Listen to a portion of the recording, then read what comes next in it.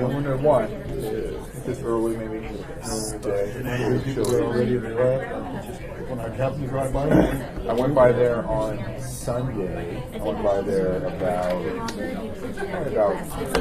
noon or 12:30. It was a pretty chilly day and a little bit wet. Still like that. Okay, I'm going to go ahead and call this regular Assembly Committee on Homelessness to order. We'll go ahead and start with introductions, starting with Ms. LaFrance. Suzanne LaFrance. Hi, Austin. Felix Rivera. Forrest Dunbar. Pete Peterson. Sandy Training for Dick Training. Doug Langston. Nancy Burke, Big Summit. Jasmine Kahn with the Coalition to End Homelessness here in Anchorage. All right. Thank you. So before we get started with our one major business item, just wanted to remind everyone, give the same spiel that I gave at the beginning of most of these meetings, that this is a tough and emotional subject, and if we could try to be respectful and insightful, that would be helpful. And as you guys can tell, we listened to some of the concerns that we had in our last meeting, and we have a series of microphones here, which is helpful for me because I am sick and can barely talk. All right, so we're going to go ahead and get started with the agenda item for today, which is the review of Anchored Home, the 2018 to 2021 update to the community plan to end homelessness. I'll turn it over to you, Ms. Burke. Thank you. It's fine with me. I think I just wanted to state that the intention for today's meeting, and my understanding, was for Jasmine Kahn and myself to present the plan. We actually have an update of the plan based on last night's community forum. We had between 130 and 145 people at the Wilda Marston Theater for a review of this plan and community input.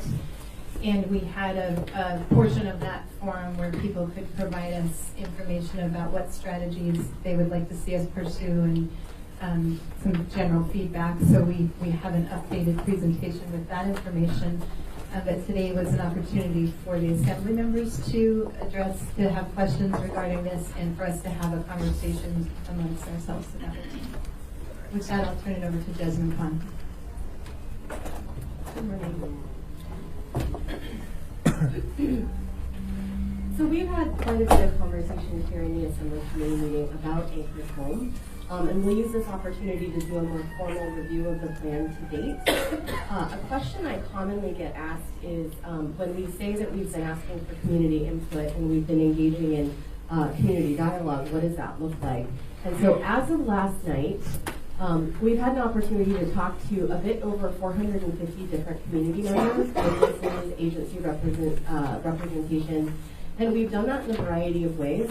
I won't read off everything for the group, but we've certainly done that in this committee and through the HAN Commission. We've also had the opportunity to speak to a few of the community councils directly. We've had 3 large-scale community gatherings to date, and we've had a wide variety of one-on-one meetings. Our stance to date has been anyone that's interested in talking to us about Anchored Home we've met with. I did get a couple of new emails this morning. We're in the process of scheduling, but I think the community engagement has been quite robust compared to previous activities that are similar. We've definitely heard key themes from the community that we will be taking with us. I'd like to call out, this is not an exhaustive list. This is just some thematic feedback that will go into our final version of the plan. One constant theme that comes up is obviously that as a community, we are very committed, our citizens are very committed to addressing homelessness and understanding better the impacts of homelessness across the community. And that includes neighborhoods, businesses, trails, the economic impact, etc. There's also, as we've heard in the committee meetings, a focus on public health and safety, a focus on illegal encampments and the processes that we should be taking to clear those and to create safer, healthier ways for people to access services. So again, I won't go through all of this, but we've definitely heard varied feedback across the community. and continue to be very excited about the dialogue that's coming forward. Last night we were able to do a poll, and I want to be clear to call out again that this is not reflective of every group we've spoken to, but is reflective to the around 140 people that joined us last night. And you can see that these folks were really spread across our community. One question I frequently get is, are you just talking to providers? And as you can see up here, out of the approximately 140 people that attended last night, only 23 self-identified as representative of our provider population. One of the warm-up questions that we asked is, what is your experience with homelessness? We like to better understand who's in the crowd. And what you can see with the data is about 15 people who joined us last night had their own experience with homelessness.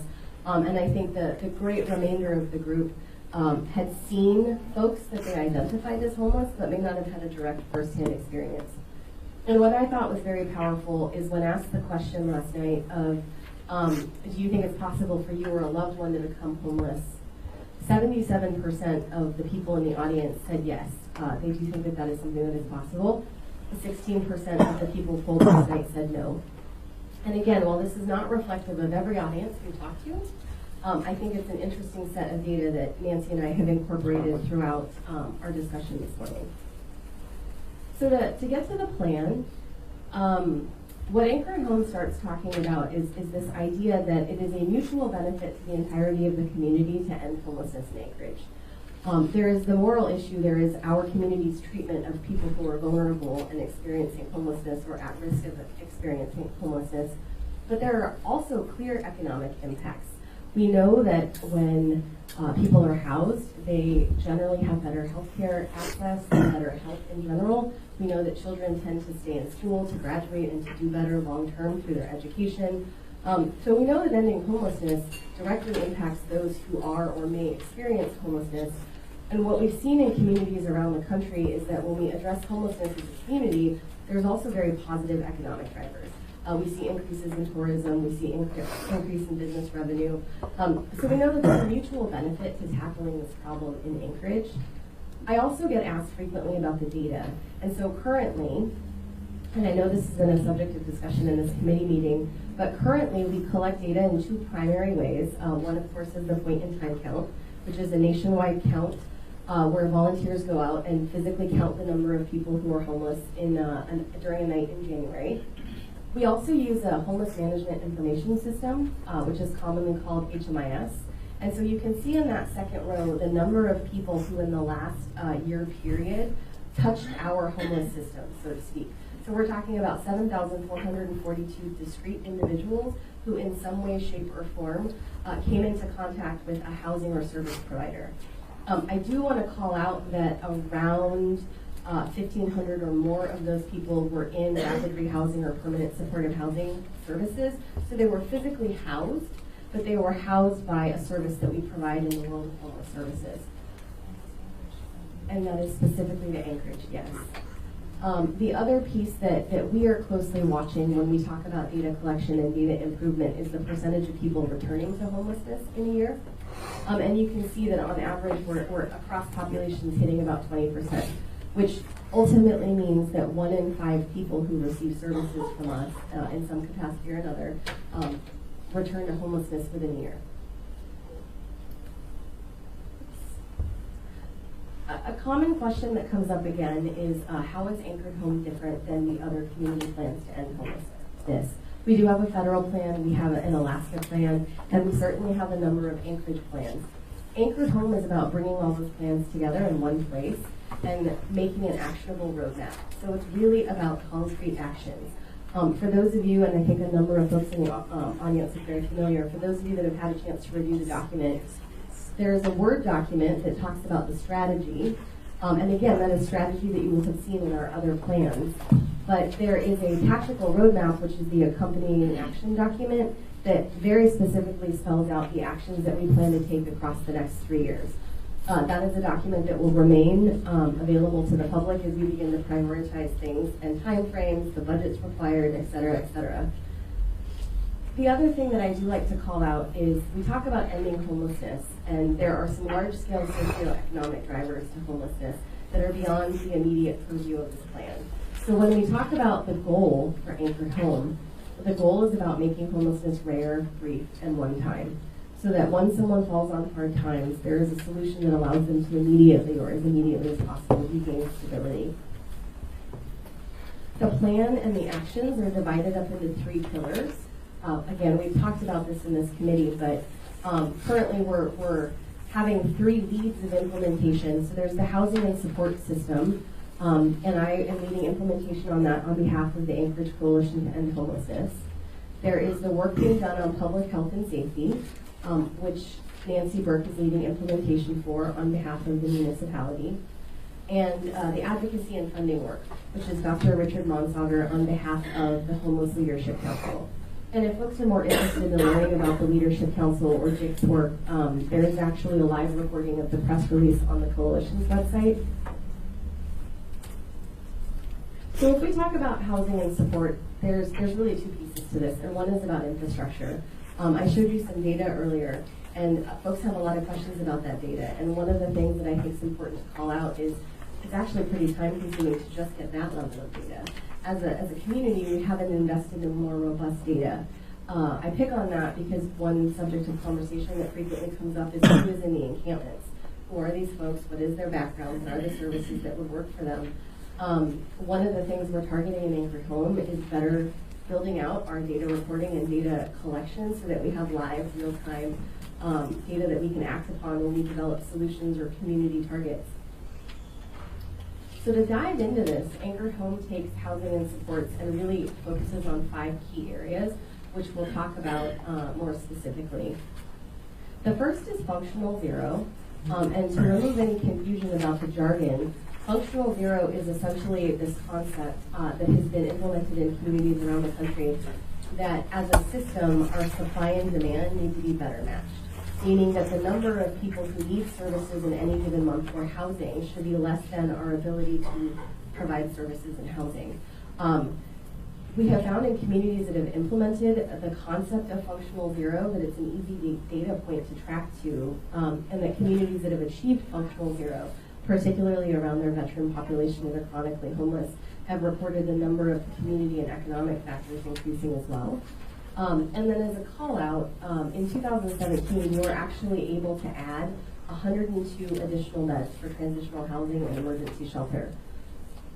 I do want to take a moment to reflect that infrastructure is important, but actually having housing quickly to move people into is even more important. And so when we talk about functional zero, the core push with functional zero is to have housing and services available quickly for people who need those housing and services while we build up the infrastructure that will support this in order for it to be sustainable long term. Okay. The other thing I like to mention in meetings like this is this idea of understanding the landscape in Anchorage. Currently, anyone on the phone, if you could please place yourself on mute. We're hearing a bit of sound feedback.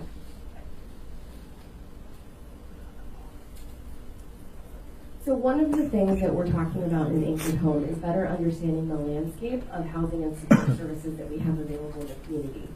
Sometimes it's not that new resources are needed, but that we need to better understand what's already available in the community, what's working, what we can bolster in a cost-effective way, or what we can connect people to that again already exists and is already working. So one of the goals that we have in the coming year, a pretty critical goal, is actually to better understand our landscape of existing services and then where the capacity gaps are. A lot of existing programs are limited by their existing funding streams and can, for example, only serve those who identify as veterans or those who are youth or young adults or those who are victims of domestic violence, which means that sometimes we have service capacity, but it doesn't meet the needs of our actual community.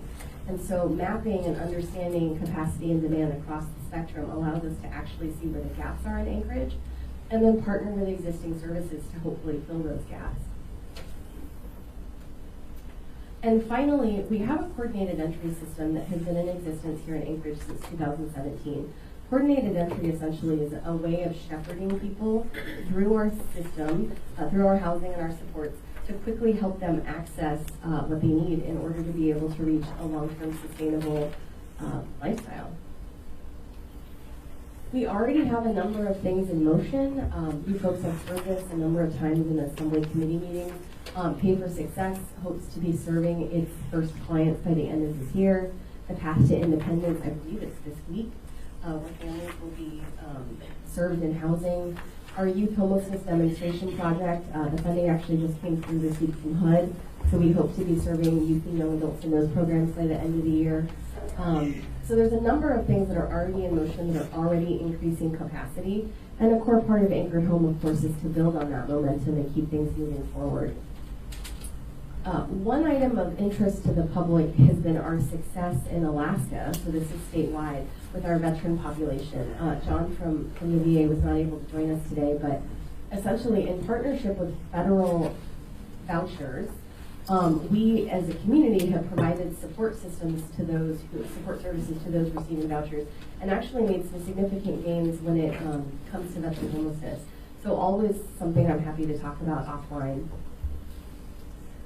Last night, we did poll the audience and say, of the things that we're talking about, which would you most support? And again, it was just reflective of the audience last night.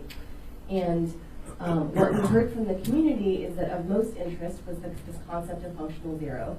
Anchored Home specifically talks about getting to functional zero with our youth and young adults, with our families, and with our veteran community. We are not going to turn a blind eye to the adults who need our services, but we also know that homelessness can be cyclical, and that if we stop family homelessness and youth and young adult homelessness in particular, we can actually get ahead of the curve and really be moving towards not seeing repeat family cases come through our system. So with that, I'm going to turn it over to Nancy to talk about public health and safety.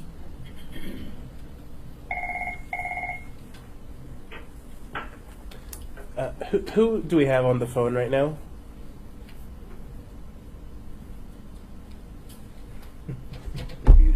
I guess we have a ghost on the phone. I just want to put on the record that Mr. Weddleton has joined us about 10-15 minutes ago. And it looks like we might have a couple questions. Mr. I was out of the room when you took the roll. Oh, yes, and Mr. Constant joined us a while ago as well. All right, go ahead, Ms. Burke. So the second pillar that has been a conversation in this committee and in the community as well is looking at the municipality's role in the plan.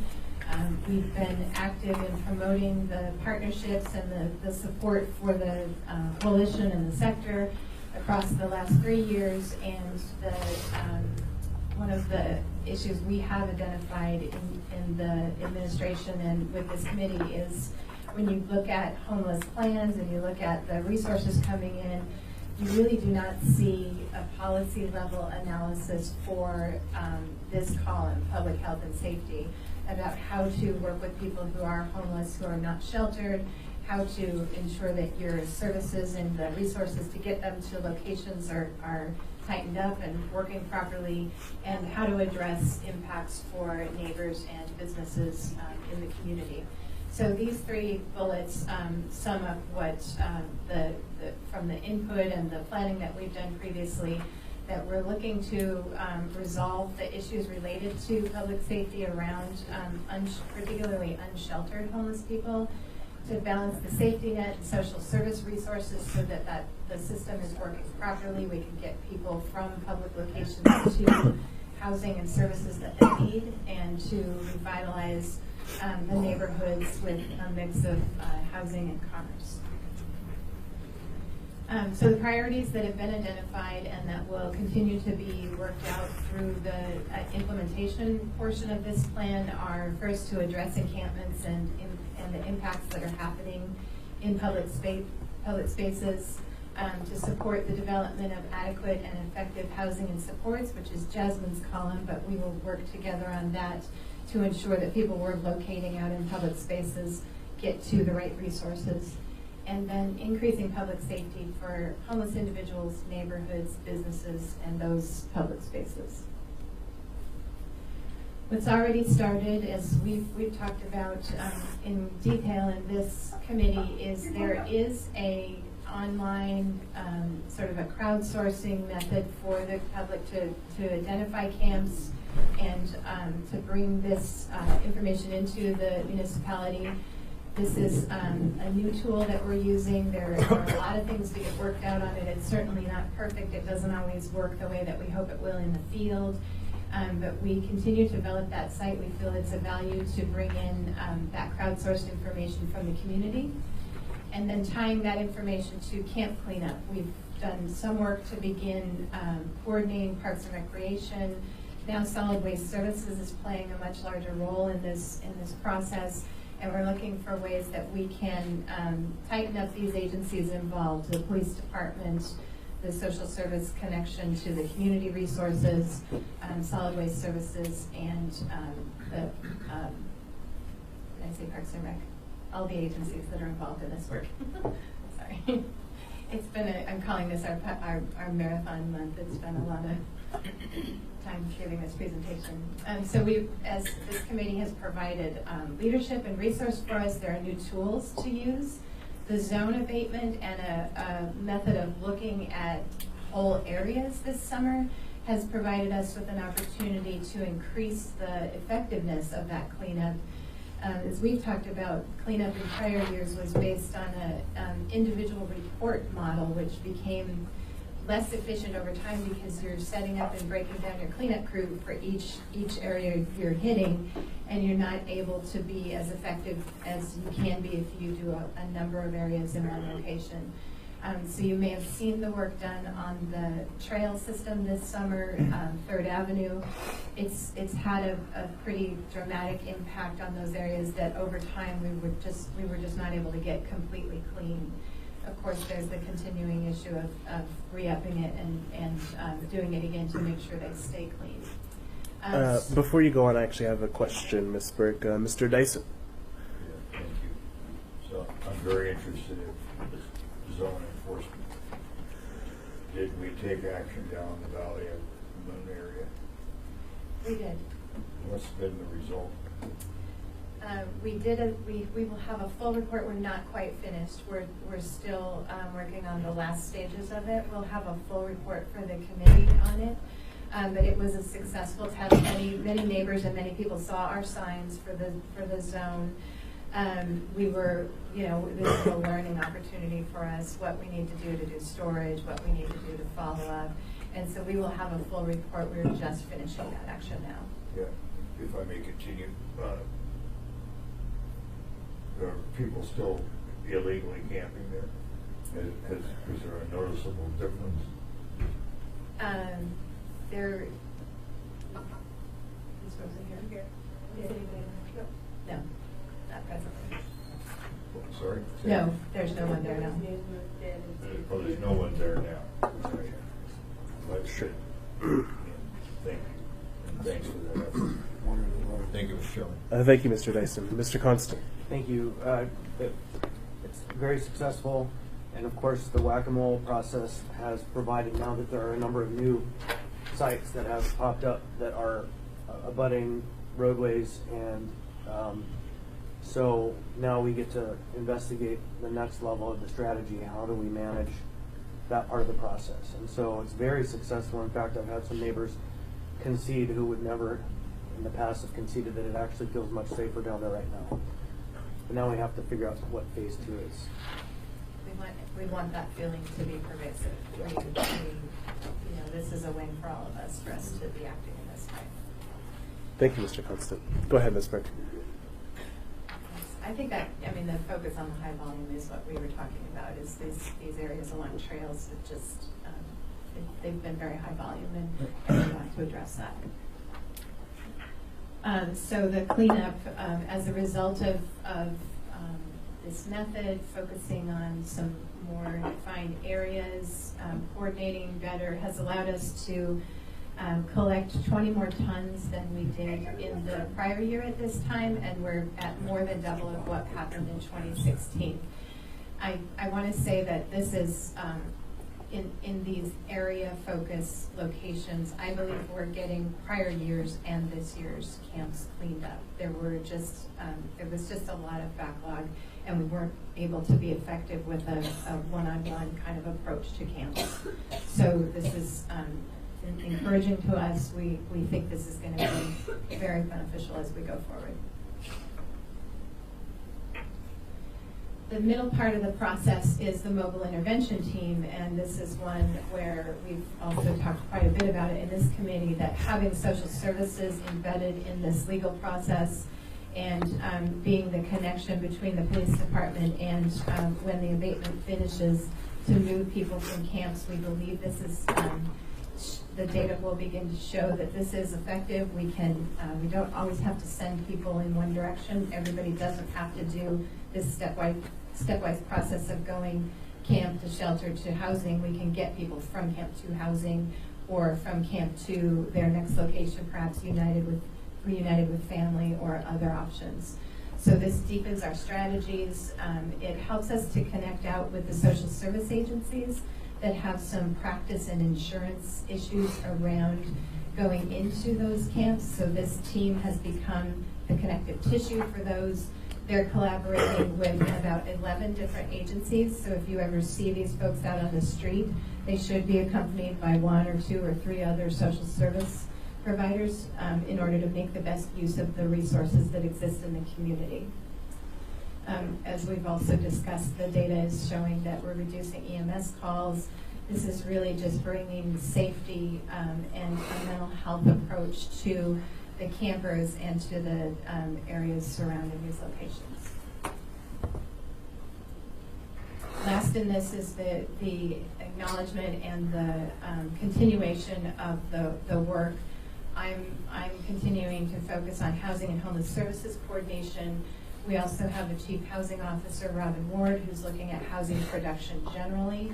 Robin and I work quite closely on a number of projects to make sure that she understands the need coming from this coordination that we're doing, and as the data comes online, she will actually be directly working with that data in looking at housing development. Of course, the focus for Robin is to boost the downtown housing and revitalization efforts, and we saw a groundbreaking for a project recently here in downtown that supports that, and the efforts to really address the impacts of what's happening in our community and downtown. So that's the end of the presentation part. So at the public forum last night, we were able to ask the people who are present, which of these priorities do you most support? And so we listed them off here, so you can see. And the results were around housing and supports was the big one, and addressing encampments is the second priority. The next question was within increased public safety, which everyone agrees is another high priority. We asked the group to vote on the methods that they would support, including protecting the health and safety of people experiencing homelessness, especially the vulnerable people, reducing crime within camps and in neighborhoods. That was the first option. These are wordy, so I'll read them for those who can't see all those letters. Ensure safety at service locations was option number 2, which includes shelters and areas where services are provided. Ensure that there's robust engagement and service delivery to reduce impacts on neighborhoods. That's option 2. Option 3 is to eliminate health and safety risks associated with camps, such as solid waste, fires, and hazardous materials. Option 4, advocate for a better behavioral health system in the community and across the state. And option 5, I don't support any of these.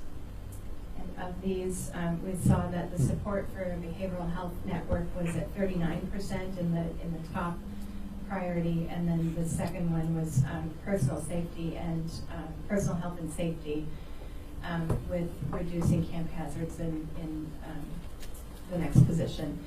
I want to say that this was public information that helps guide the work. All of these will remain, in the plan and in our thinking and policy development.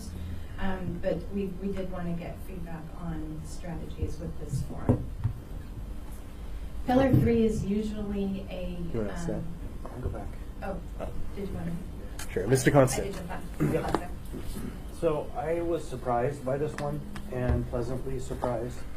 It was a very mixed group of people. It wasn't just a bunch of providers, and that fourth item there, the behavioral health system, was selected.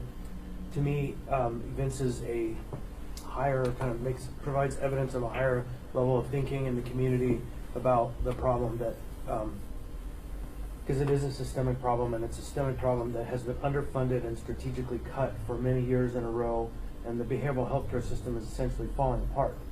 And there have been cuts to treatment, cuts to support systems, cuts to housing supports and vouchers. And so while the group was clearly not happy with the fact that we still have criminal activities in the camp and trouble and all of the associated kind of issues related to being next to those places, even all of those people, if you look at this kind of really, because it wasn't just you had to pick one, really identified this. And this is an area that we can help to take a lead on, which is help push Juneau to do their job at providing a robust behavioral health system, which is the entire continuum of care. So this was a surprise to me. I thought for sure it would be number one all the way. Thank you, Mr. Constant. Go ahead, Ms. Burke. The next pillar is one that Dr. Montager is heading up with the facilitation of the Homeless Leadership Council, and I would like to recognize Reverend Schultz, who's here, and Gretchen Petty, who are both members of the Leadership Council. Did I miss anyone else? So thank you for attending today. But Jasmine has graciously agreed to fill in for today. Again, I think if people want all the details of the homeless leadership process, there is a lovely press release, and you can find that on the coalition's website. The intent, if we take a step back, the intent of advocacy and funding is really in line with some of the comments that you've all shared. One, we need to build public will and public awareness to understand truly why our homeless population exists and what the changes have been. We hear about the changes, but we need to have more information about that, and also to talk about what are the resources necessary to move the work forward. Establishing the council was really done for two purposes, and one is to have a group of folks who represent different entities in our community, helping to lead the charge on looking at funding and looking at advocacy, but also to provide governance and hold those that are doing the work accountable to get the work done, as we have said that we plan to do it. I think that's a good thing, and I've never been in the role where the folks that are helping to bring the funding to the table don't ask for accountability and governance. I get frequent questions about the governance of the plan itself, and I think it's important to call out that there's a number of different entities that do the work. So there is the Homeless Leadership Council, and we mentioned that they'll be leading the charge on funding and advocacy, but also governing implementation of the plan. Nancy, representing the mayor's office, and myself representing the Coalition to End Homelessness, will be doing the infrastructure development. But truly, the boots on the ground work is done by the implementation organizations across our community. And those are service providers, housing providers, those who provide the mental health services that we've been talking about.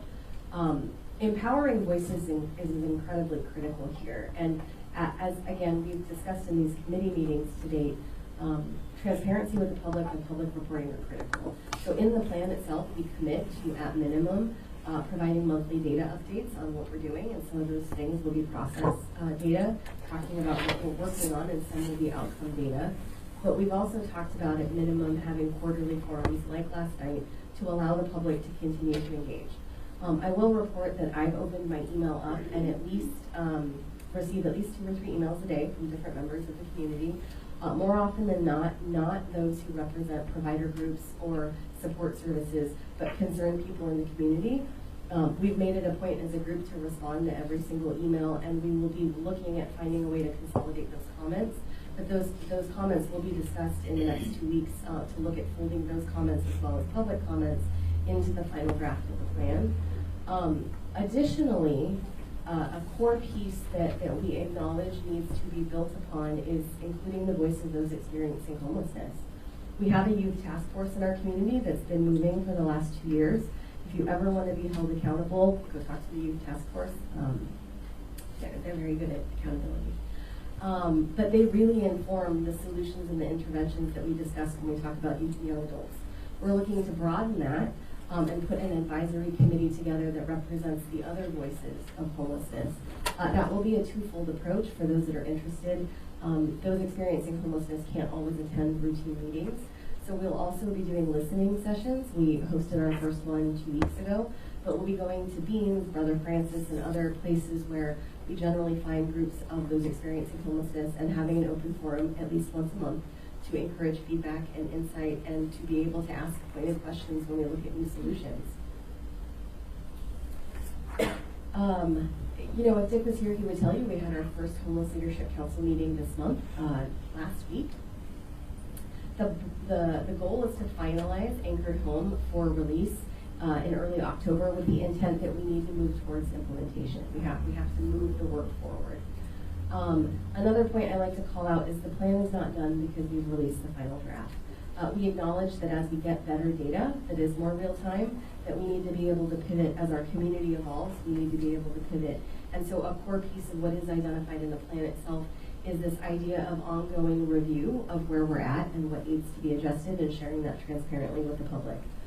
We do need to evolve as the work evolves, of course. There are a number of different entities that are involved in the work to date. So the question asked last night was, of these different advocacy and fundraising efforts, what did the folks in the room support? The options were establish the council, engage funders and investors, and the third option was advocate. And the public in the room last night most generally supported engaging funders in the advocacy work. I've said this a number of times, but truly the goal with Anchored Home and what in my opinion makes it different than plans in the past is we are not designing a provider-based plan. The intent of Anchored Home is to have a community plan that does require the voice of the community at large. So as I mentioned, we've had a number of different public vehicles for people to provide input. I personally have met with every person who has asked, except for the two folks that emailed me this morning. And the idea is to continue this dialogue, but to make this a community plan to end homelessness and to continue to bring community voice into this. And again, I'll continue to say data is going to be critical. In order to dissolve the mythology around who is homeless and what does homelessness look like in our community and how is it changing, for better or for worse, we need to have real-time data, and that's been a constant theme in all of these conversations. And then, of course, the community engagement doesn't stop in October because we begin implementation. And so for people that are interested, the Coalition's website is a great place to stay in touch. We open up all of our meetings to the public, but then we are also encouraging people as we've joined different groups to come to these Assembly Committee meetings, to come to the HAM Commission, but to utilize the existing forums that we have to bring these conversations to the forefront.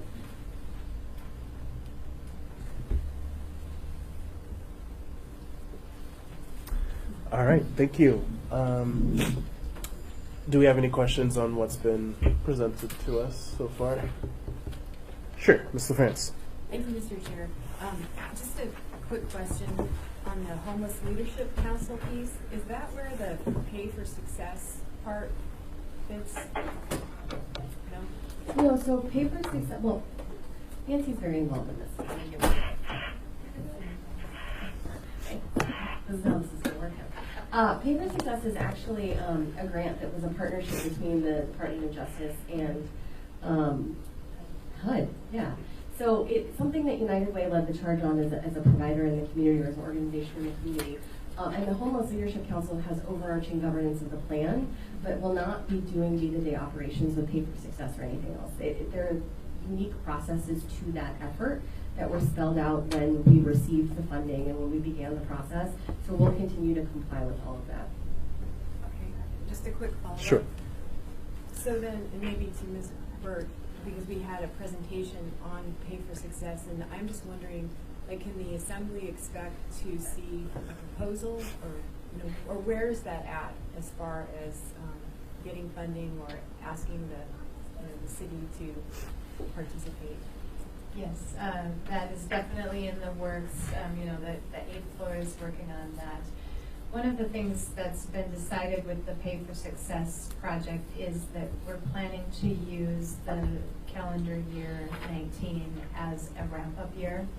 We'll still be serving people. We'll be using philanthropy dollars for the first year, so sort of try before you buy, if you will. And then we'll be working through the budget process, but there will be a need for resources in that first year. So the Assembly should expect to see something come through. I can't exactly say what form that'll take yet for you. Thank you. Thank you, Ms. LaFrance. Mr. Weddleton. So when you say a ramp up here, you're saying that there probably won't be anything in our budget towards this? Well, there will be a budget request coming, but so the way that, I don't want to get too stuck in the details on that project, but Pay for Success is basically like venture capital.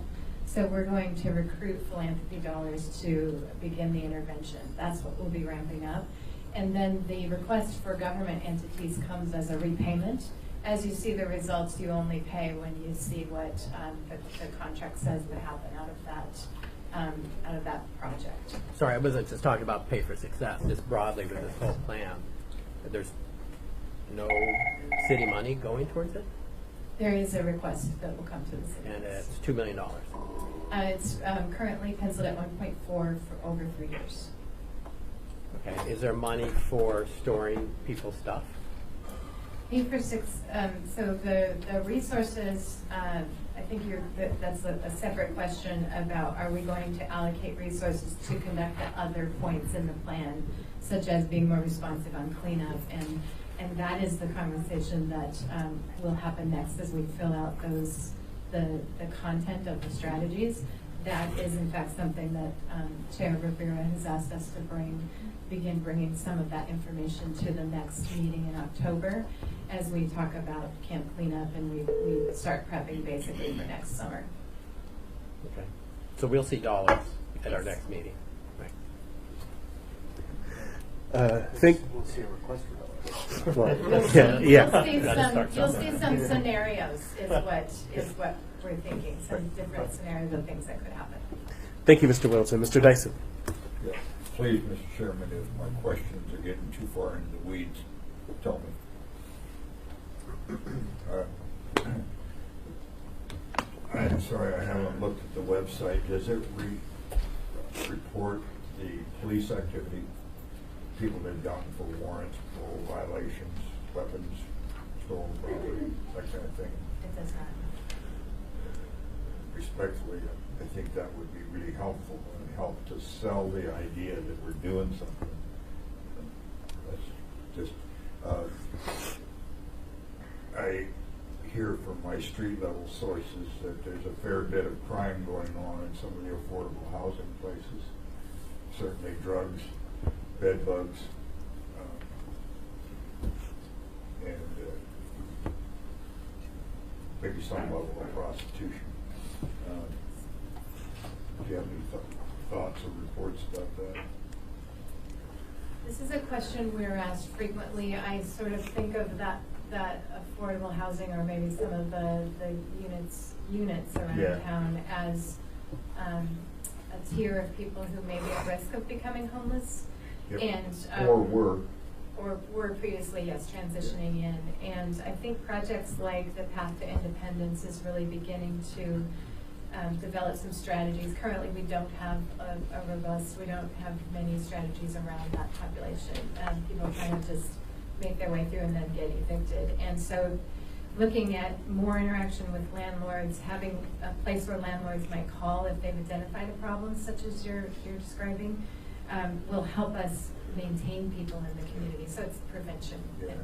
So these three of the facilities that I visited over the last bit, I'm a little hypersensitive about this, but some of the leadership with some responsibility over ex-felons that I got the impression were gaming the system. But one of them I've heard about is kicking a tenant out, and then very quickly getting somebody in. Do they get the double bill for that month if they have more than one tenant in a room? I'd follow up with you on the specifics on that because there's a lot of ins and outs of how funding works, and Yeah. so let's Yeah. maybe visit Yeah. offline about that. Please, my questions are honest. Sure, yeah, sure. And then the last two things, do we have any data that supports that particularly the vulnerable youth are being recruited for illegal activities in the homeless community? No, I would follow up with Covenant House, though. I will ask them a question about that. Yeah. The last one is, I understand, and all my sources are very questionable credibility. But I understand that the panhandling around the city is fairly organized, and the priority locations are taken by people with seniority or whatever, and there has been a delivery system, probably informal, taking people around to the key locations and so on and so forth. Got any sense of that? I don't have anything other than anecdotal Me too. information. Yeah. Me too. All right, thank you. Thank you. Sure. Thank you, Mr. Dyson. Sure, Mr. Peterson. Thank you, Mr. Chairman. Just to follow up on that a little bit, we've been told in the past that we can't arrest our way out of this problem. I'm not saying that some of these people aren't committing crimes that they don't need to be arrested for, but I don't believe we think that we can, put enough of these homeless folks in jail for past crimes or current crimes they're committing to get the streets completely cleaned up. Is that the case of what that you've seen in the past? Is your question whether or not arresting people from the street is an effective strategy, or well, I think that the ability to do that is limited. So that, and many communities have come to the conclusion that you cannot arrest your way out of homelessness. It really is not an effective tool. However, on the flip side, we do now have almost 5 years of data coming from Housing First programs and supported housing programs, specifically with populations of people who may have otherwise been arrested or having high emergency system response, and that people who go into those programs stabilize and remain housed, at high rates, 80 or 90% of stabilization. And that's not intuitive, and I think has been catching on with a number of communities across the country. Great, thank you. If I may Thank you. respond. Sure. I certainly don't, and I know no one that thinks that arresting people solves the problem. But I'm concerned about the safety of this population. And when I first got this job, I asked Ethan and the chief, can we go and pick up the people on the fringes who do have illegal problems and are assaulting and creating other crimes? And the answer was yes. And Ethan said, well, we got to wait till we get manpower, and we've had that, and so on. And the chief has been working on that. But if we pick up the people with outstanding warrants, parole violations, and/or weapons offenses, and so on and so forth, we're getting a fringe that is having a more negative impact on both the homeless people and the neighborhood. And to me, there's no reason to not do that and to not do it vigorously and take at least some folks off the edges here that are a threat both into the community and particularly amongst the homeless folks. And that's going forward with some success. Thank you, Mr. Dyson. Mr. Constant. It's my understanding that that is in fact happening, that one of the benefits of having the CAP team leading this initiative and the mobile intervention team is that there is a law enforcement aspect to it. The CAP team, 100% law enforcement, and so when they have the opportunity, they do in fact run individual information to verify. And in fact, one of the officers on the CAP team came to the Fairview Community Council and had a very sad celebration. She was very happy about this, and I was happy for her, but it's kind of sad. For the first time in her career, she identified a computer that was actually stolen in one of the camps, right?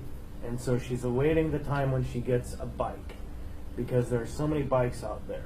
And so they are doing that work. and having some success. Thank you, Mr. Constant. Thank you, Mr. Mason. Any other questions before we move on? Mr. Chair. Sure. You submitted some. Would you like me to? I think you addressed some of them, but sure. I don't have a copy of the questions. A question about, we did answer the question that you had, whether the HMIS data that's presented was stakeholder Anchorage. That was Anchorage specific. In reference to achieving functional zero, we did not give a specific year or a timeline for how long we think that will take. As Jasmine said, I think the work that we're focusing on is making sure that the data that's coming in to help us identify where we stand with functional zero is something that's a priority, and that we don't really know how long it will take us to achieve that goal.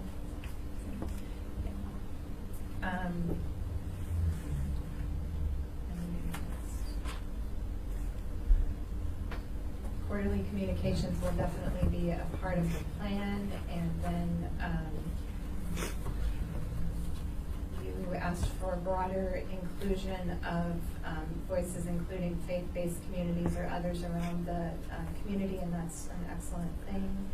And so on page 8, it said under address encampments, should we also be addressing need for transitional housing or shelter beds? And I think that's a good question. That, you know, ultimately we know that the most stability comes from housing. With transitional beds or temporary spaces, there's a cliff, and so people tend to not. The data around housing programs shows that people in transitional housing tend to not do the work needed to stabilize, because out of concern that they know there's a timeline. Like, oh, I'm only here for 2 years, and there's more effectiveness when you work directly to permanent housing. However, in the time when we don't have enough permanent housing, we need to address strategies such as overflow shelter, temporary housing, and resources. And I would like to say that there are groups in the community. Catholic Social Services is working on a major project that's funded by Providence Hospital. The Partners Reentry Center is working on a program that is temporary and rapid rehousing. And so those resources should be a tier, if you will, of the evaluation we do of camp enforcement. And in fact, there have been some recent legal decisions that show that we do need to link these strategies as we're abating and moving people from camps. Making sure that those options are available in the community is a needed policy measure that we need to take. Thank you, Ms. Burke, and thank you for addressing those questions that I had. If there aren't any other, okay, sure, go ahead, Mr. Constant. So last night at the presentation, you know, there wasn't a chance for everyone to speak, and I was trying to kick someone in the butt to speak, get up there, but it was too late. And it was Kenny Peterson, and who's been an active member of this question for a long time. And I just wanted to add, there was a list of questions like, what can the community do to be part of the system that isn't in there, and it may be too rough draft to be in there, but it's something to contemplate. And that is what he has long proposed, is that churches and faith groups and other community civic groups get involved. And some churches are how they provide cold weather shelter units for certain individuals. Some of them are here. But his model, his concept is to have churches and some groups adopt an individual who fits kind of with their vision and is interested. And that church or group, faith group, provides the resources necessary to help them become stable over the long term. And in that way, it helps to decentralize an effort, not all of it, but at least one leg of it, into a community-based, here's how we can help. And so I just want to put that on your agenda as something to contemplate, because I think he's not completely off base with his theory. Thank you for sharing that. So we did have the opportunity to go to the Midtown Community Council where he heard this and I think another suggestion. And there are some grassroots movements through different faith-based organizations to do something similar. Kenny is one of our former board members, is very active in the coalition and brought this idea forward. This, as well as making training available for business entities, faith-based organizations, or anyone else that wants to better understand how to do work around homelessness as a grassroots organization, are definitely making their way into the plan. Would the person on the phone please mute your line?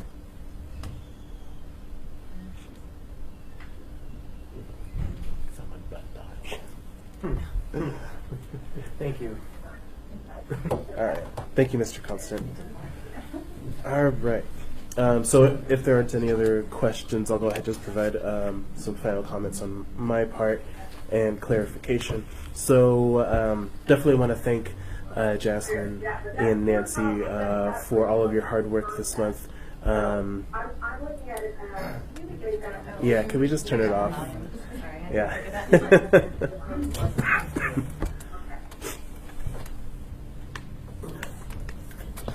Thank you. I definitely want to thank you both for your hard work over the course of the last month, going to all of the community meetings, and I know I saw Dick at several of them as well. And from what I've heard from the community, they felt like this iteration of the plan was probably the best yet, both because of the robust amount of public comment, as well as really anchoring this in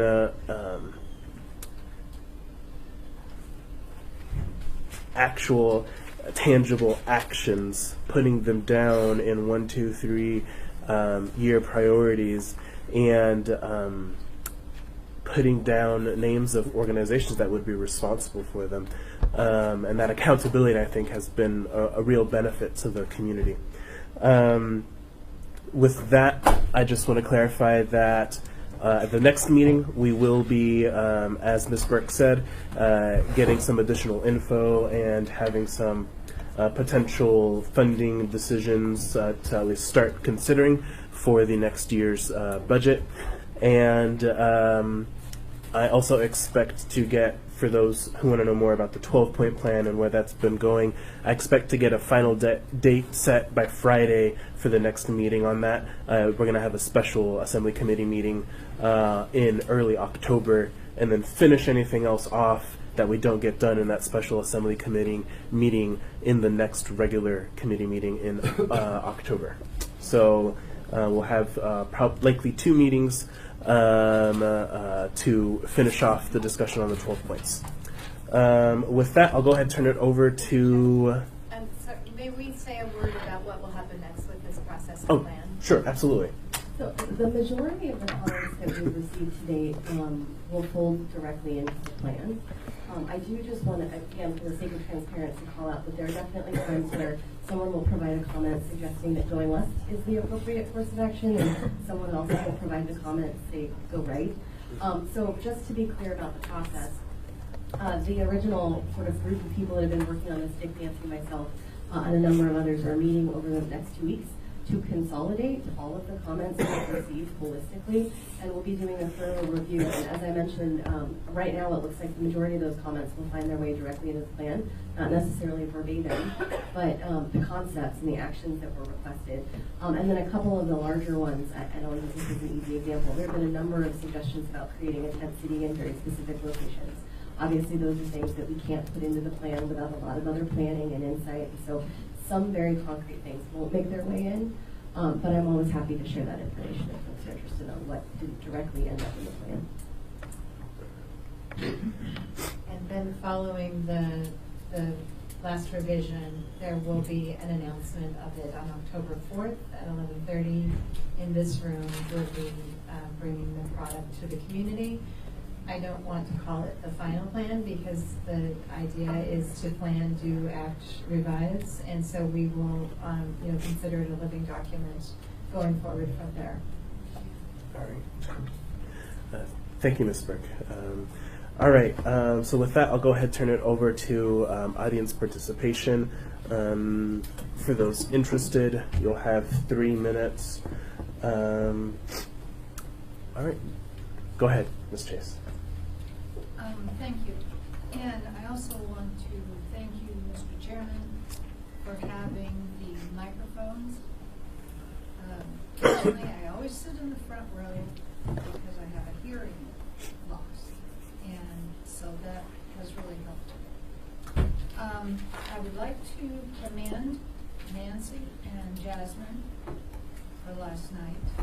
It was a well-organized presentation, and very, it worked the way they did it. I wasn't quite sure why all those people were there, but on the panel. And also, we're seeing much more transparency, much more willingness to include the community. In fact, the Citizen Coalition, I've noticed several points have been wrapped into the plan, and we're still looking forward to additional points being considered from the Citizen Coalition. I have a couple of concerns. One is the resources that will be coming up that are expected from the municipality. And I do hope as we consider that kind of thing, we look at the problem in total. Because as is being said, with all of this information, what's going on in the encampments is affecting the neighborhoods, the businesses, the community. And resource development and sharing must include the abatement of camps. And I think that if there is more openness, or continued openness, I should say, that this committee, the administration even, might find more involvement from the community. I mean, we're not going to be like Kenny Peterson and run around hugging everybody. But anyway, I just encourage everyone to think about the resources, and then never forget that everybody has to be responsible. And if we are just enabling people to continue a lifestyle or whatever, we're not helping them. So I think responsibility has to be in this plan for people. And finally, are we going to continue abatement beyond September 27th? Perfect timing, Ms. Chase. Ms. Burke, are you able to answer that last part or respond to? The extra crews that are hired for seasonal cleaning of camps, and we've extended it, or John Rada extended it to September 27th, and that will be the last day for a more robust cleanup. The community work service, which is kind of the core of the cleanup, will continue to go throughout the year. They reduce their activity over the winter months, but they do continue. Okay. All right. Thank you. May I comment to that? I'm happy after the meeting if we could continue that. Yeah. Thank you. Pardon me? How do you spell your name? Linda Chase, C-H-A-S-E. Yes, sir. Mr. Chair, just a couple of comments. I probably like Mr. Dyson was there in the 80s when a lot of this discussion started. We built Brother Francis and Beans. And I remember Ruth Moulton standing up there and saying, you can't put it all in one neighborhood. And fast forward to about 5 years ago, and I think it was the first time we met Nancy Burke, and the mental health something was going to buy the Longhouse Hotel in Turnagain. And I and somebody from Turnagain, I was representing Spenard, Spenard encouraged the purchase to go through. Turnagain said, not in my backyard. And so will other parts of the community accept what you say? And Nancy says and the mayor says, and actually participate. Unfortunately, we're 3.5 years into the baggage administration, 2.5 years to go. A lot of the work is going to go on in 19, you know, so, and then we get another mayor and everything changes again, and it doesn't seem like, if you drive down past Deeds and Brother Francis today, a lot of tents, a lot of people on the sidewalks. It just seems like, you know, this has been going on for 40 years, and we haven't come up with a solution yet. And I'm not sure if we ever will. There's some really positive things going on, but I'm concerned that we need buy-in from everybody. And this plan really needs to go to the Anchorage Assembly for acceptance. And I haven't seen anything that says that's going to happen. So the more buy-in we get from more parts of the community and acceptance by 11 members of the Assembly, I think it's really, really important. Thank you. I have a couple comments and I'll turn it over to you, Mr. Constant. So, you know, Ms. LaFrance and I, a couple months ago, put forward a resolution stating sort of what we hope to be the will of this body and the policy of the city in regards to where we put any future housing or shelter beds. And we basically said we really need to take a serious look outside of the downtown core, that we are no longer going to burden the downtown core anymore. So, and actually I was happy to see it in this presentation. I don't know if you can go to the first, go back to the first, it wasn't like the first 5 or 10 slides of the presentation where it was explicitly laid out. Oh, that was me.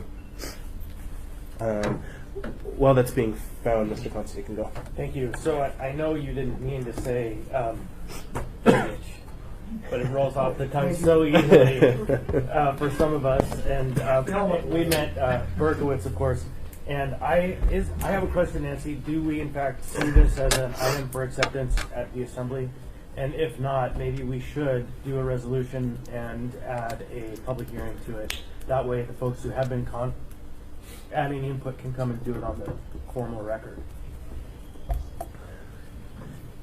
I think it's a very good idea. I was thinking in my mind I would go back and look at the HAN Commission. There's a process for the plan. The 2015 community plan was sent through the HAN Commission, received by the administration, and I believe it goes to its destination is the Assembly. I will look up that process. This is a revision, a strategic revision of the plan, but there's nothing that says we shouldn't do that process again to promote support. It's a great idea. Thank you, Mr. Constant. Thank you, Ms. Burke. All right. Yes, ma'am, in the back. First to Mr. Dyson, you were talking about bed bug issues. Sorry? You were talking about the bed bug issues. Yeah. And 2016, I became homeless. And because it was wintertime, my focus was really narrow. I had to get off the street. And so if it was wider, I wouldn't have rented where I rented. I rented from a slumlord. Part of the issues with bed bugs. And being a good tenant, when I saw him, I let my landlord know. And he told me that I either give him a 30-day notice or I go to war myself. So I had to get the Alaska Legal Service to help me. And through researching this whole thing, one of the problems that I found was the city will find a landlord for not cleaning up bed bugs. The first one, if I remember correctly, is only $25. The second one is $75. To properly clean up bed bugs, it takes between $1,500 to $2,000 per unit. And if you find one unit, you have to treat every unit around it. So each individual unit is $1,500 to $2,000. That $25 to $75 slap really isn't going to do anything to make a difference. Another issue that, through listening that I've seen is that you're not addressing people on the brink of homelessness. I work for Access, I'm a board member for Access Alaska, and we help people that are seniors and also people that experience disabilities live in the community. And an issue that we have, I myself have had it, is being on disability, the amount that you receive is so low that ironically you don't qualify for low-income housing.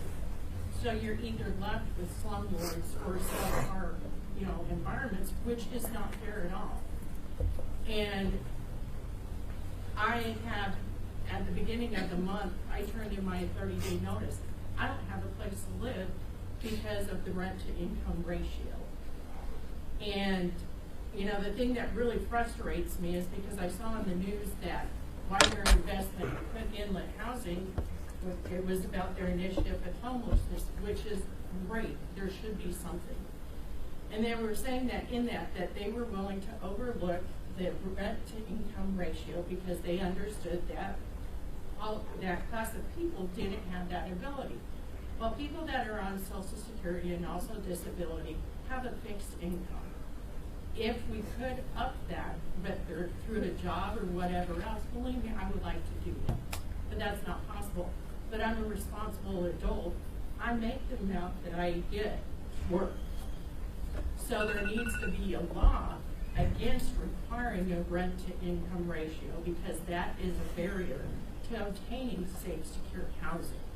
Without safe, secure housing, people that have mental health disabilities, it won't improve. In fact, they will spiral further down into their illness. So, that's two of the things that I'm asking you guys to help me with is the bed bug issue, increase that fine, and then also to make a law where it's against the law to ask for rent-to-income ratios. Canada has done that.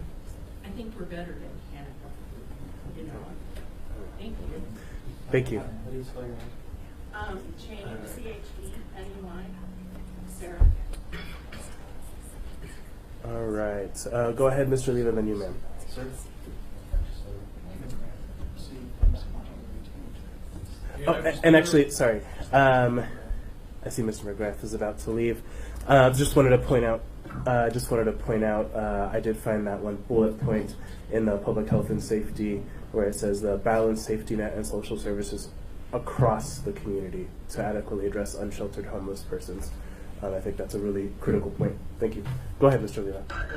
Two things. I was at the meeting last night, and I wish Officer Carson was here because he mentioned bed bugs, and he said that at 3rd and Garlic they tried to abate a cannon, but when the guy pulled up his shirt, he was covered with bed bugs, so he didn't go to the shelter. But I've been broke into 9 out of 14 days in a row. Witnessed 3 sexual assaults in 4 days.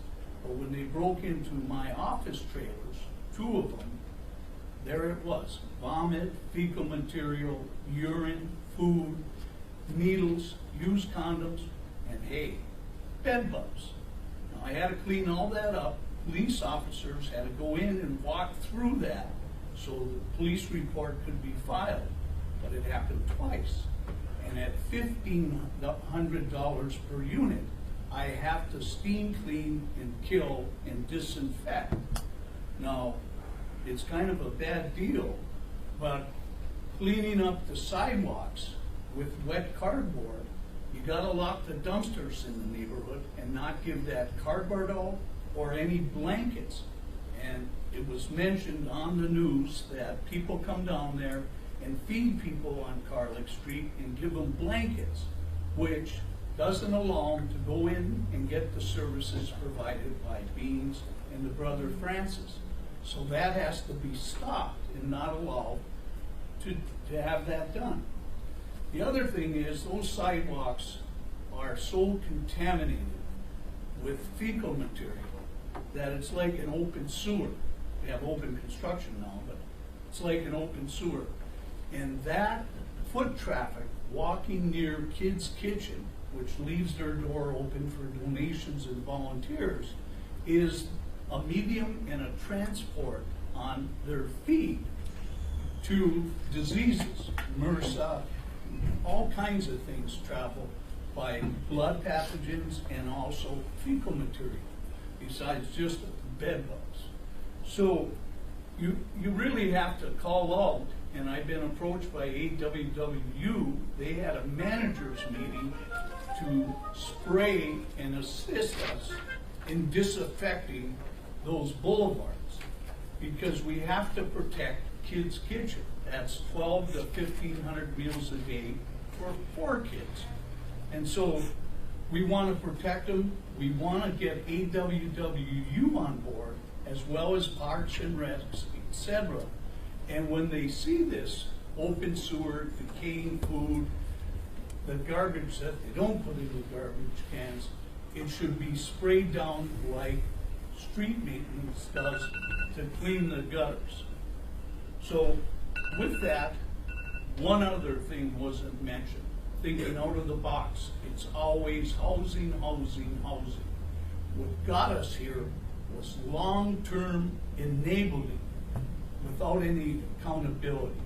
And believe me, there's no accountability down at the Brother Francis shelter or at Beans, because I invite you all to come down and tour what I put up daily.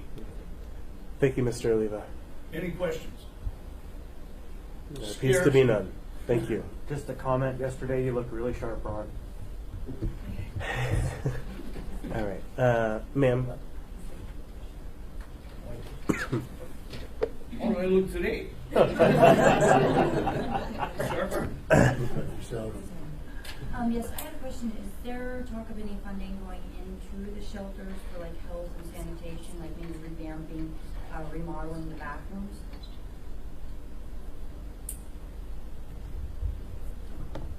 I would defer to our 2 directors who are here, but I have heard comments about the facilities at Beans. I don't know if Lisa wants to. Sure. Thank you for the question. And I guess I'm thinking it's a question to the assembly and to the municipality about if there's any funding that will be coming to support the shelter system in the city. At this, I think that there definitely are needs to upgrade bathrooms and to provide more, better services. I think our staff is incredible, but I think that our resources are limited. So I hear you, and I think that that's a great idea, and I think Lisa also would agree that it's a great idea, and we'd love to talk more about it and think how we can get stuff like that done. If I may, from the perspective of Anchored Home, one thing that we are looking to do is analyze the need. So right now, if I understand, and I'm still new in our community to this work, if I understand correctly, Beans and Brother Francis are primarily private donation funded, so that money comes from people who donate, which means that I know that I'm going to pick on Beans for a moment because Lisa's very vocal about this, that she has it on her radar that they must renovate bathrooms. That there is a need both to support the sanitation that some of you were talking about, to support people's health and safety. But those are things that they're fundraising for right now. And so yes, part of Anchored Home from a systemic point of view is looking at folks like the Homeless Leadership Council to say, we call it the safety net, so that community, because that is oftentimes the only, those are 2 of the only facilities that folks have available when they are experiencing homelessness at this moment in time. So part of what we have called out in Anchored Home is looking at where are the gaps with the safety net services, and can the Homeless Leadership Council propose advocacy measures or fundraising efforts to meet some of those gaps. But where it gets tricky and where I think it's important to include this in the public dialogue is that most of the organizations in our city that provide these services through private donation. And so they are very hampered by the money that is available to them. Our federal funding for this is pretty limited and targeted to just a few organizations. Thank you, and I think Mr. Concert has something. I just know that we did fund, what was it, $70,000 or $80,000 to the Beans Cafe so that we could use the building for overnight overflow shelter. And so I know that we have in the last year definitely poured funding into the services, and I'm interested to see what they're thinking. Thank you. Yes, Ms. Burke. May I just add another piece of information?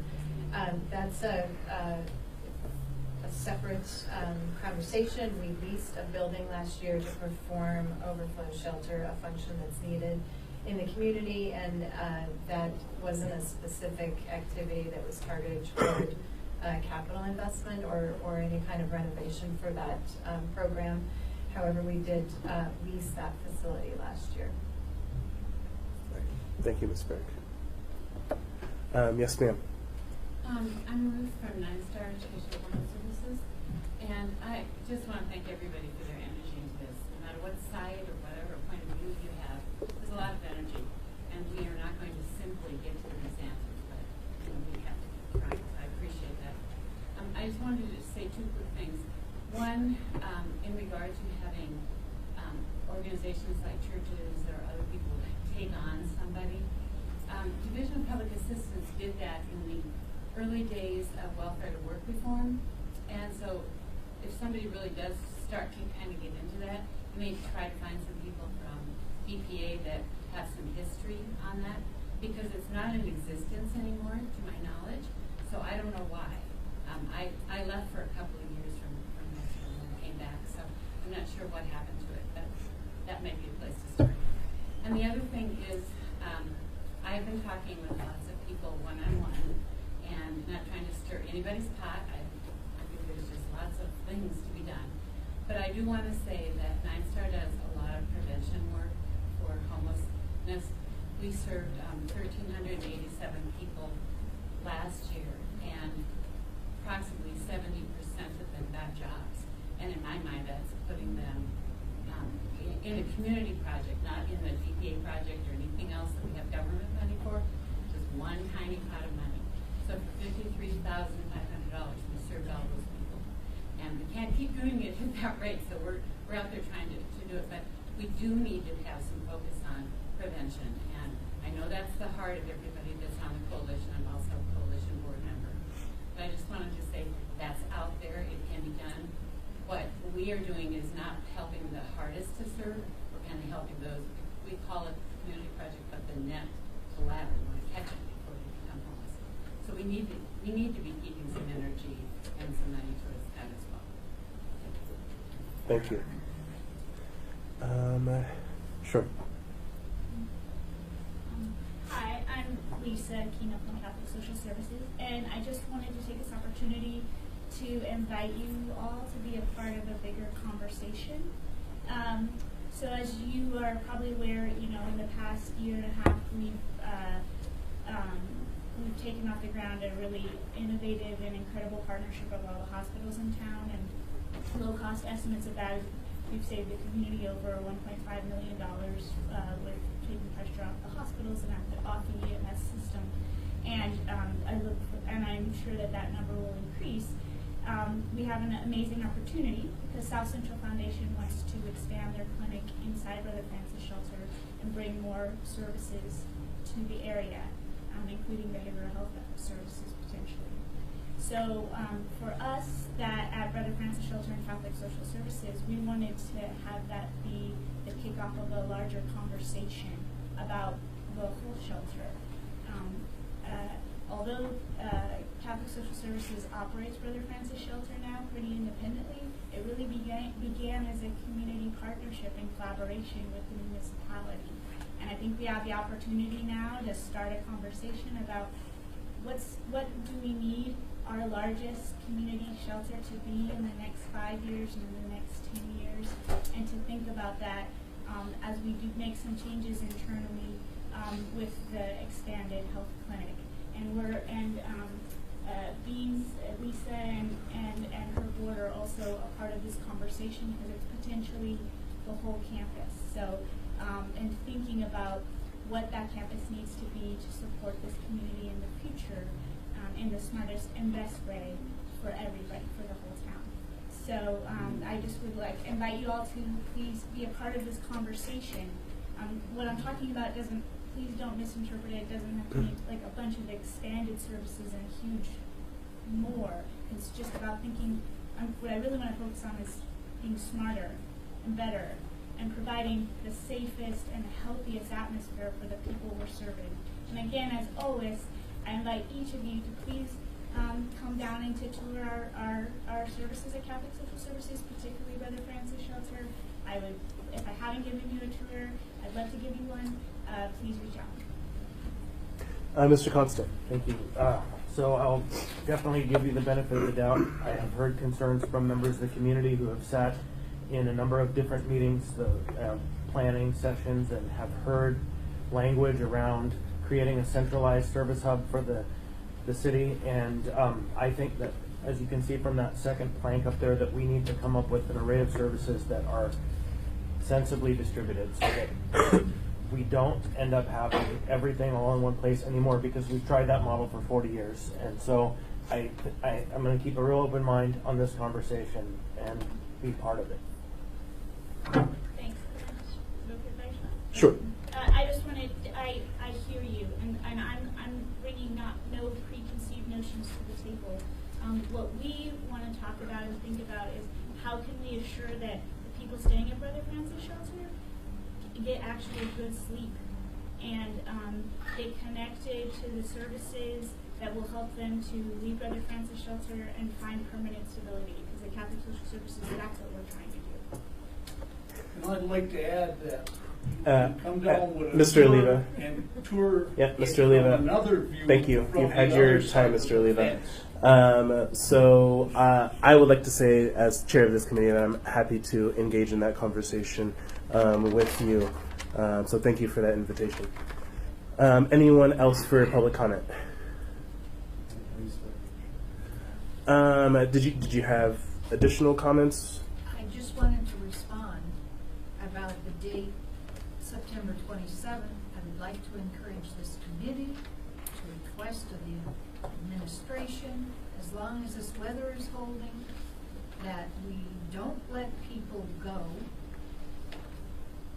The people that are cleaning up the encampments that are on with Parks and Rec, to look to the work service people. Maybe one person would show up. That is not the base team. That is not the team that we can look to make any difference.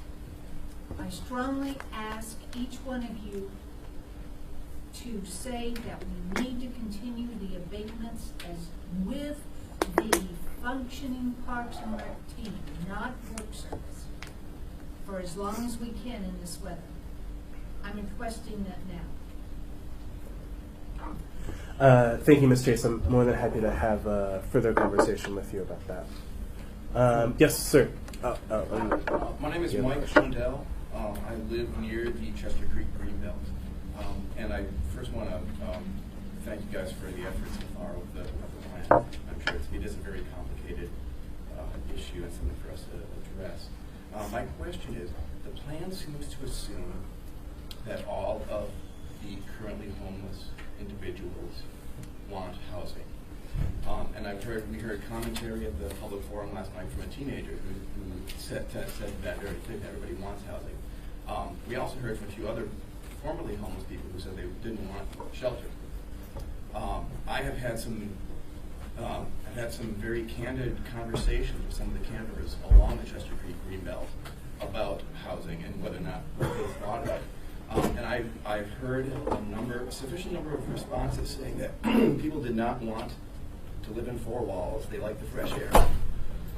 They didn't want pools. They didn't trust that the funding or for the programming would be there for the long haul, which again, that's just a perception issue.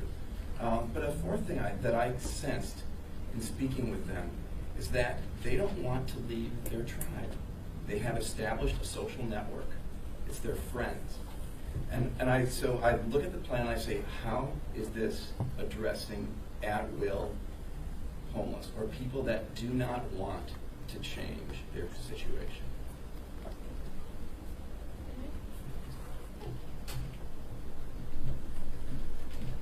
So nobody likes this answer because it takes time, but this is one of the reasons why I think data is critical. So I have heard a lot of mythology about the abatements in my time in this job, and I will say that my first experience with a camp was a family camp, where there were a number of different families that were there, and they took turns sharing child care responsibilities. I don't want to make this sound utopic. It was a camp of people experiencing homelessness. Very different, though, if I had just banked on that story being the only story.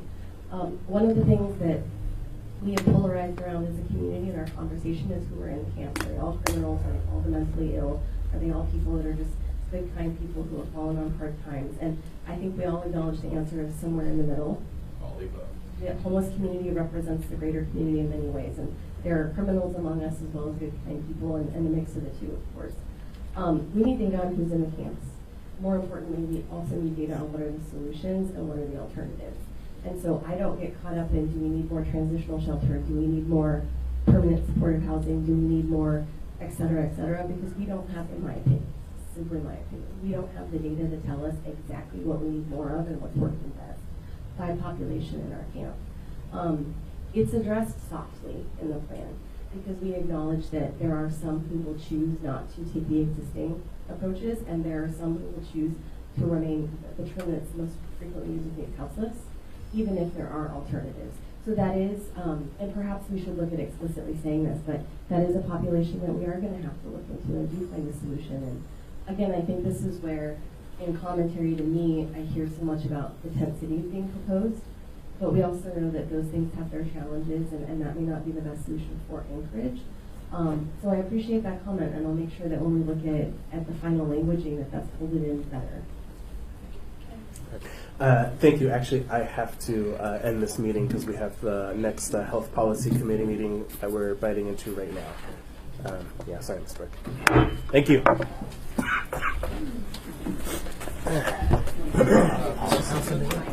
It's on the first floor. Yeah. I have no clue, actually. I don't think I got an agenda on it. So I guess it'll work. Yeah, it's on the first floor. Lisa Stephanie. She should be down there. Huh? Mumps? Oh, that's what they're talking about? Okay. All right.